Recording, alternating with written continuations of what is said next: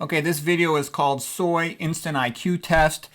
My father used to say to me whenever I did something stupid, you just failed your instant IQ test. So, also people have asked me to make some shorter videos. I know there's a short format, but it's a pain in the butt. You got to make this vertical narrow window. I don't have the resources to do that. I don't have a lot of time. So, Soy Instant IQ Test, basically, I try to be polite when I give most of my lectures, and I try to go into more detail, provide the scientific papers, but people sometimes want a quick, fast answer. And by the way, I made a bunch of videos about soy. Do I think it's a good idea, soy or not? And I'm like, excuse me, I don't know if I could be much more obvious.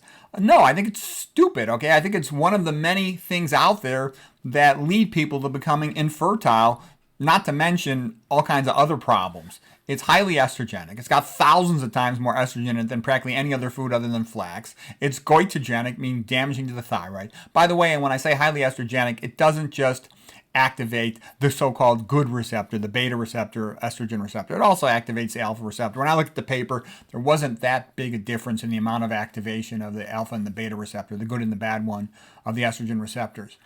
In the famous paper that everybody quotes, it's high in fat.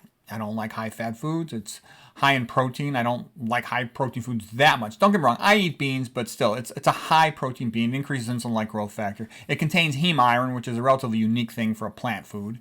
It's GMO. Who knows what the significance of that is?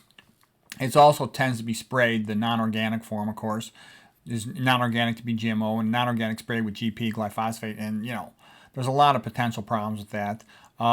It's processed with hexanes, a known neurotoxin. So it's sort of like all these negatives. How could it possibly be a good idea to eat that? Then the argument comes up, well, what about the Asian communities who ate some soy? Well, they ate very small amounts. They grew it in their backyard or community farm. They did minimal processing on it. That's a different item than what we're talking about in modern processed soy, typically that's non-organic.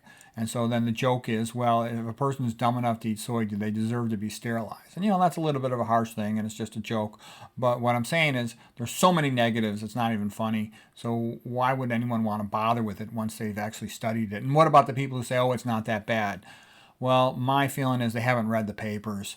And you got to especially read the old papers because there's less financial industrial support to promote the product. It's a $1 billion product. It gets tons of promotion. And so anyways, that's the instant IQ test on soy. I personally don't think it's a good idea.